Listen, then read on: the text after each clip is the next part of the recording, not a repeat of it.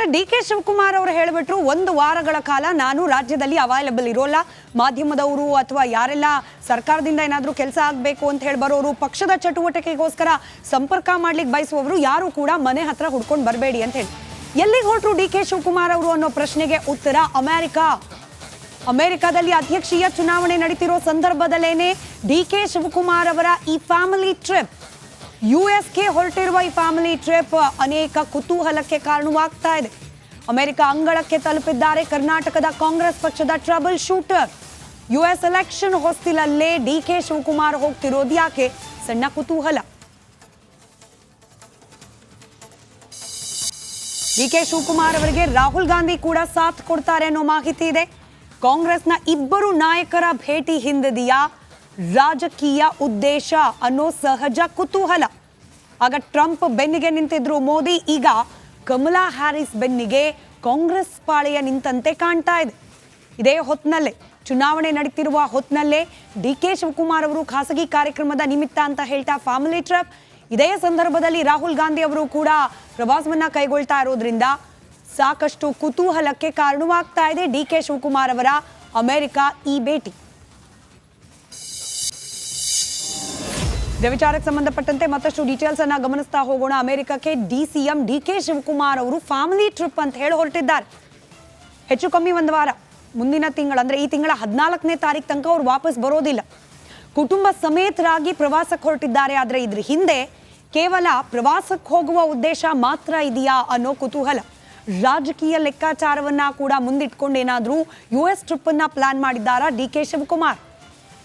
ಅಮೆರಿಕದಲ್ಲಿ ಅಧ್ಯಕ್ಷೀಯ ಚುನಾವಣೆ ಸಮೀಪದಲ್ಲಿರುವ ಹೊತ್ತಿನಲ್ಲೇನೆ ಡಿ.ಕೆ. ಶಿವಕುಮಾರ್ ಅವರಿಗೆ ಅಮೆರಿಕದಿಂದ ಬುಲಾವ್ ಬಂದಿದೆ ಅನ್ನೋ ಮಾಹಿತಿ ಸಿಕ್ಕಿದೆ.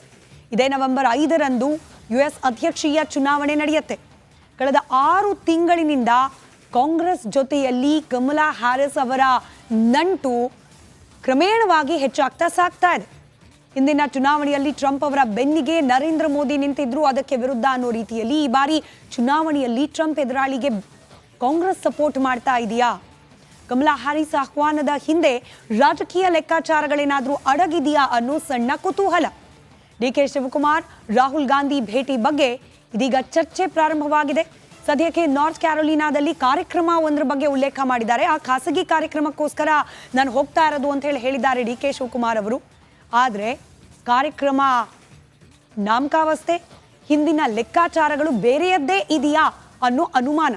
ಸೆಪ್ಟೆಂಬರ್ 14ರಂದು ವಾಪಸ್ ಭಾರತಕ್ಕೆ ಬರ್ತಾರೆ ಡಿ.ಕೆ. ಶಿವಕುಮಾರ್ ಅವರು.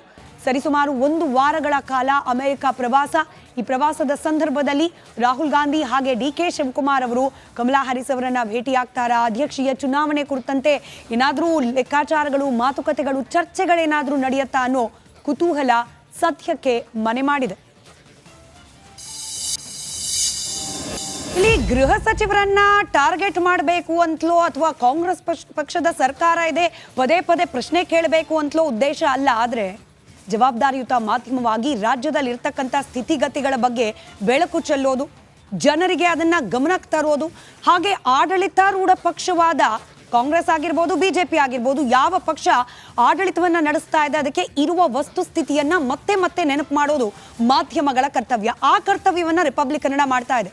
ಕೇವಲ ಗಾಳಿಲಿ ಗುಂಡು ಹೊಡೆಯೋದಲ್ಲ, ಅಂದ್ರೆ ಅಪರಾಧ ಪ್ರಕರಣಗಳು ಹೆಚ್ಚಾಗ್ತಿದೆ ಅಂತ ಹೇಳಿ ಸುಮ್ಮನೆ ಹೇಳಬೇಕು ಅಂತ ಹೇಳೋದಲ್ಲ. ಸ್ಟ್ಯಾಟಿಸ್ಟಿಕ್ಸ್ ವಿತ್ ಡೇಟಾ, ಅಂಕಿ ಸಂಖ್ಯೆಗಳ ಸಮೇತ ನಿಮ್ಮ ಮುಂದೆ ಇಡ್ತಾ ಇದ್ದೀವಿ. ಆ ಮೂಲಕ ಗೃಹ ಇಲಾಖೆಗೆ ನೇರವಾದ ಪ್ರಶ್ನೆ. ಪ್ರತಿ ಬಾರಿ ಪ್ರಶ್ನೆ ಮಾಡಿದಾಗಲೂ ಕೂಡ ಕಾಂಗ್ರೆಸ್ಸಿಗರು ಹೇಳೋದು ಬಿಜೆಪಿ ಅವಧಿಯಲ್ಲಿ ಏನೂ ಆಗೇ ಇರಲಿಲ್ವಾ, ಇನ್ಫ್ಯಾಕ್ಟ್ ಬಿಜೆಪಿ ಅವಧಿಯಲ್ಲೇ ಹೆಚ್ಚಿತ್ತು ಅಪರಾಧ ಪ್ರಕರಣಗಳು ಅಂತ ಹೇಳಿ. ನಮಗೆ ಪೊಲೀಸ್ ಇಲಾಖೆಯ ಸೋರ್ಸ್ಗಳಿಂದಲೇ ಸಿಕ್ಕೋ ಮಾಹಿತಿ ಪ್ರಕಾರ ಬಿಜೆಪಿ ಅವಧಿ ಅಂದರೆ ಬಿಜೆಪಿ ಅವಧಿಯ ಕಡೇ ವರ್ಷ 2022-23ನೇ ವರ್ಷದಲ್ಲಿ ಆದ ಅಪರಾಧ ಪ್ರಕರಣಗಳ ಸಂಖ್ಯೆ, ಹಾಗೆ ಈಗ ಕಾಂಗ್ರೆಸ್ ನೇತೃತ್ವದ ಸರ್ಕಾರ ಬಂದ ನಂತರ 2023-24ನೇ ಆ ಅವಧಿಯಲ್ಲಿ ಆದ ಅಪರಾಧ ಪ್ರಕರಣಗಳನ್ನು ತುಲನೆ ಮಾಡಿ, ಕಂಪೇರ್ ಮಾಡಿ ಗಮನಿಸ್ತಾ ಹೋಗೋಣ. ಯಾವ್ಯಾವ ರೀತಿಯ ಅಪರಾಧ ಪ್ರಕರಣಗಳಲ್ಲಿ ಏರಿಕೆಯಾಗಿದೆಯಾ ಅಥವಾ ಇಳಿಕೆಯಾಗಿದೆಯಾ ಕಾಂಗ್ರೆಸ್ ಸರ್ಕಾರ ಬಂದ ನಂತರದಲ್ಲಿ ಅಂತ ಹೇಳಿ. ಮತ್ತೆ ಹೇಳ್ತೀನಿ, ಇದು ಕೇವಲ ಬಿಜೆಪಿ ಸರ್ಕಾರದ ಅವಧಿಯ ಕಡೆ ವರ್ಷ 2023-23ನೇ ಸಾಲಿನ 22-23ನೇ ಸಾಲಿನ ಲೆಕ್ಕಾಚಾರ, ಹಾಗೆ ಕಾಂಗ್ರೆಸ್ ಸರ್ಕಾರ ಬಂದು ಒಂದು ವರ್ಷದ ಅವಧಿಯ ಲೆಕ್ಕಾಚಾರ. ಗಮನಿಸ್ತಾ ಹೋಗೋಣ. ಕೊಲೆ ಪ್ರಕರಣದಿಂದ ಪ್ರಾರಂಭವಾಗಿ ಗಮನಿಸ್ತಾ ಇದ್ದೀರಿ, ಕೊಲೆ ಪ್ರಕರಣಗಳು ಬಿಜೆಪಿ ಅವಧಿಯ ಕಡೆ ಒಂದು ವರ್ಷದಲ್ಲಿ ದಾಖಲಾಗಿದ್ದು 173. ಕಾಂಗ್ರೆಸ್ ಸರ್ಕಾರ ಬಂದ ನಂತರದಲ್ಲಿ 207 ಕೊಲೆ ಪ್ರಕರಣಗಳು. ಅಲ್ಲಿಗೆ ಕೊಲೆ ಪ್ರಕರಣಗಳಲ್ಲಿ 31% ಏರಿಕೆಯಾಗಿದೆ. ಕಳೆದ ಒಂದು ವರ್ಷದ ಅವಧಿಯಲ್ಲಿ 31%, 31% ಹೆಚ್ಚಿಗೆ ಆಗಿದೆ. ಕಳ್ಳತನ ಪ್ರಕರಣಗಳು ಬಿಜೆಪಿ ಅವಧಿಯಲ್ಲಿ 477 ಕಳ್ಳತನ ಪ್ರಕರಣಗಳು ವರದಿಯಾಗಿತ್ತು ರಾಜ್ಯಾದ್ಯಂತ. ಇನ್ನು ಕಾಂಗ್ರೆಸ್ನ ಅವಧಿಯ ಮೊದಲ ಒಂದು ವರ್ಷದಲ್ಲಿ 673 ಕಳ್ಳತನ ಪ್ರಕರಣದಲ್ಲೂ ಕೂಡ 41% ಏರಿಕೆಯಾಗಿದೆ ಕೈ ಸರ್ಕಾರ ಬಂದ ನಂತರದಲ್ಲಿ.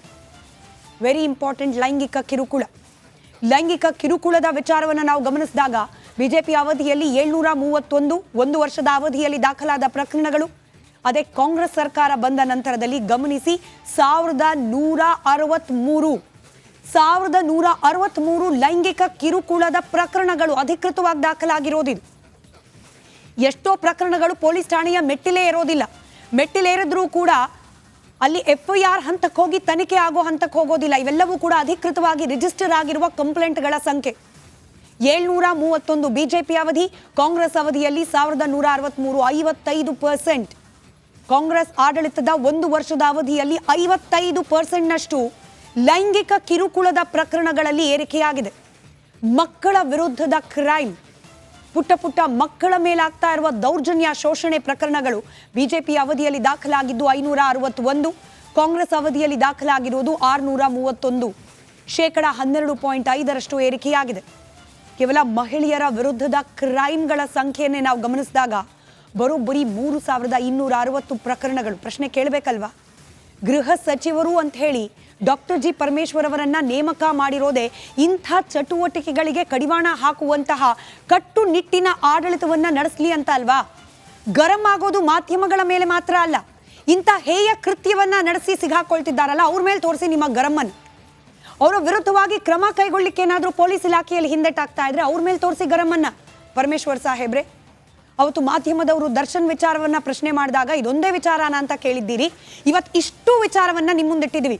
ಮಕ್ಕಳ ಮೇಲೆ ನಡೀತಾ ಇರುವ ದೌರ್ಜನ್ಯ, ಮಹಿಳೆಯರ ಮೇಲೆ ನಡೀತಾ ಇರುವ ಲೈಂಗಿಕ ದೌರ್ಜನ್ಯದ ಪ್ರಕರಣಗಳು, ಕಳ್ಳತನ, ಸುಲಿಗೆ, ಕೊಲೆ ಯತ್ನ, ಎಲ್ಲಾ ಪ್ರಕರಣಗಳಲ್ಲೂ ಕೂಡ ಶೇಕಡವಾರು ಪ್ರಮಾಣ ಏರಿಕೆಯಾಗಿದೆ ನಿಮ್ಮ ಅವಧಿಯಲ್ಲಿ. ಪ್ರಶ್ನೆ ನಾವು ಮಾಡಿದ್ದೀವಿ, ಉತ್ತರ ಕೊಡ್ತಾರ ಪರಮೇಶ್ವರ್ ಅವರು? ಕಾದ್ ನೋಡೋಣ. ಇದರ ಮತ್ತಷ್ಟು ಡೀಟೇಲ್ಸ್ ನೊಂದಿಗೆ ನನ್ನ ಕಲೀಗ ಧ್ರುವ ನೇರ ಸಂಪರ್ಕದಲ್ಲಿದ್ದಾರೆ. ಧ್ರುವ, ದರ್ಶನ್ ವಿಚಾರ ಬಿಟ್ಟು ಬೇರೆ ವಿಚಾರ ಮಾತನಾಡಿ ಅಂದಿದ್ರು ಗೃಹ ಸಚಿವರು. ಮಾತನಾಡ್ತಿದ್ದೀವಿ ಇವತ್ತು.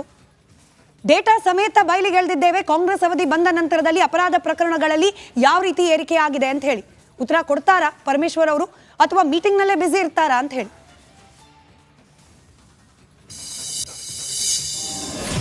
ಎಸ್ ಸ್ಮಿತಾ, ಮುಖ್ಯವಾಗಿ ಪರಮೇಶ್ವರ್ ಅವರನ್ನ ಮಾತಾಡಿಸುವಂತ ಸಂದರ್ಭದಲ್ಲಿ ಮಾಧ್ಯಮದ ಎದುರಿಗೆ ನಿಮಗೆ ದರ್ಶನ್ ಸುದ್ದಿ ಮಾತ್ರ ಕಾಣಿಸೋದ ಎನ್ನುವಂತ ಒಂದು ಗರಂ ಆಗಿ ಮಾತನಾಡಿದ್ರು.